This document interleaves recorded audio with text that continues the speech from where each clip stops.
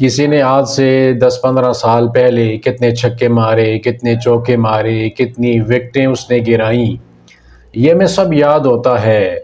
ہر کھلاڑی کے بارے میں کہ اس نے یہ کیا اور اس نے وہ کیا، اس کے وہ سارے ایکشن، وہ سارا کچھ یاد ہے۔ لیکن اگر نہیں یاد تو پیارے پیغمبر علیہ الصلوۃ والسلام کی تکلیفیں، آپ کے دکھ جو آپ نے دین کی راہ کے اندر اٹھائے، جو آپ نے مکی زندگی کے اندر مصیبتیں اور پریشانیاں جھیلی، جو شیب ابی طالب کی گھاٹی کے اندر آپ علیہ الصلوۃ والسلام کو 3 سال تک جانوروں کے سوکھے چمڑے اور پتے کھا کر آپ اور آپ کے صحابہ اکرام کو گزارا کرنا پڑا، جو ہجرت کرنا پڑی، اور جو پھر غزوات لڑے، جو آپ کے دندان مبارک شہید ہوئے، جو آپ کے صحابہ اکرام کو شہید کیا گیا، وہ دکھ، وہ مصیبتیں، وہ پریشانیاں ہمیں بالکل بھی یاد نہیں ہے۔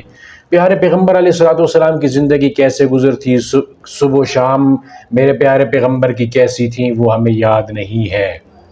ڈراموں اور فلموں کے اندر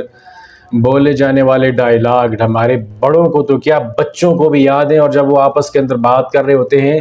تو اسی طرح سے ایک دوسرے کے ساتھ بات کرتے ہیں، وہ ڈائلاگ بولتے ہیں۔ لیکن اگر یاد نہیں ہے تو نماز کا سبق سیدھا یاد نہیں ہے، قرآن پاک کی چھوٹی چھوٹی صورتیں بھی یاد نہیں ہیں، پیارے پیغمبر کی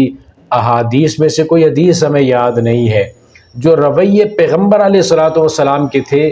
وہ ہماری زندگی کے اندر نہیں ہے۔ اپنے آپ کو دوسرے لوگوں کی طرح بنانے کی ہم ضرور کوشش کریں گے کہ اس طرح کے بن جائیں، اس طرح کے بن جائیں۔ پیارے پیغمبر علیہ الصلوۃ والسلام کی زندگی سامنے رکھ کر ہم یہ نہیں کہیں گے کہ ہمارے پیارے نبی علیہ الصلوۃ والسلام کی زندگی کا یہ معمول تھا، ہمیں ایسی زندگی گزارنی چاہیے، ہمیں اس طرح کا ہونا چاہیے۔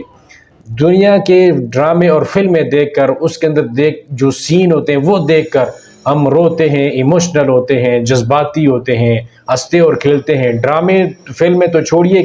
یہ چوکا چھکا جو ہوتا ہے اس کے اوپر ہم کتنا ایموشنل ہوتے ہیں، کوئی میچ ہار جاتا ہے تو ہم روتے ہیں، آنسو بہاتے ہیں۔ لیکن پیارے پیغمبر علیہ الصلوۃ والسلام اور آپ کے صحابہ اکرام کو جو دین کی راہ میں مشکلیں پیش آئیں، وہ تو کبھی سنا ہی نہیں ہم نے، اگر وہ سنا ہے تو اس کے اوپر کبھی رونا نہیں آیا۔ اللہ کا قرآن سن کر کبھی ہماری آنکھوں سے آنسو نکلے یا نہیں؟ رات کو اٹھ کر تہجد کی نماز کے اندر اللہ کے سامنے سجدہ کر کے اپنی جبین نیاز کو جھکا کے کبھی ہماری آنکھوں سے آنسو نکلے ہوں؟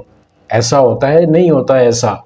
اگر یہ سارے معاملات ہیں، ایک طرف ہمارے رویے اور ہیں، اور جو دعوے ہیں محبتوں کے وہ کچھ اور ہیں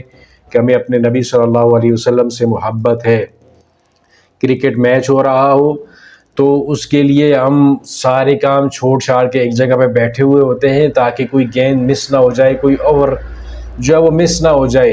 اور اللہ رب العالمین کی آواز روزانہ 5 مرتبہ مسجد کے مینارے سے آتی ہے،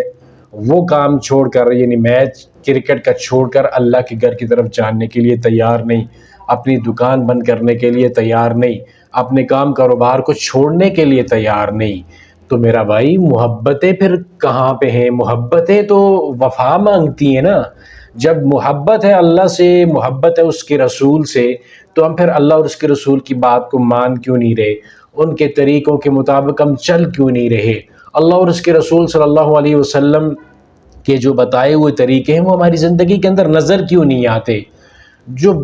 کم لوگ ہیں، بہت کم لوگ ہیں، ایسی تعداد لوگوں کی ہے جو اس کے اوپر عمل کرنے والی ہے۔ مسلمانوں کی اکثریت بے عملی والی زندگی گزار رہی ہے۔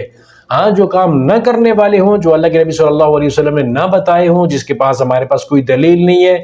وہ ضد کے اوپر اڑ کر ہم وہ کام کرنے کے لیے تیار ہوتے ہیں کہ بھائی ہمیں اپنے نبی صلی اللہ علیہ وسلم سے محبت ہے، یہ کام ہم نے لازمی کرنا ہے، جو کام نبی نے نہیں بتایا وہ کرنا ہے، جو کام نبی نے بتایا ہے زندگی کی آخری ایام میں بھی پیارے نبی کیا وصیت کر رہے ہیں کہ لوگوں نماز پڑھنا اور اپنے جو غلام ہیں ان کا خیال رکھنا، عورتوں کے بارے میں آپ نے فرمایا ان کا خیال رکھنا، پھر آپ نے فرمایا کہ یہود و نصارہ پہ اللہ کی لعنت ہو کہ انہوں نے اپنے انبیاء کی قبروں کو سجدہ گاہ بنا لیا۔ تو جو پیارے نبی علیہ الصلوۃ والسلام کے فرامین ہیں، آپ کی جو زندگی ہے، آپ کا جو رویہ اور طریقہ ہے، وہ تو ہماری زندگی کے اندر نظر کہیں نہیں آتا، تو پھر محبتوں کے یہ جو دعوے ہیں یہ ہمارے کام تو نہیں آنے والے جب تک کہ ان محبتوں کے مطابق ہمارے پاس وفا اور عمل موجود نہیں ہے۔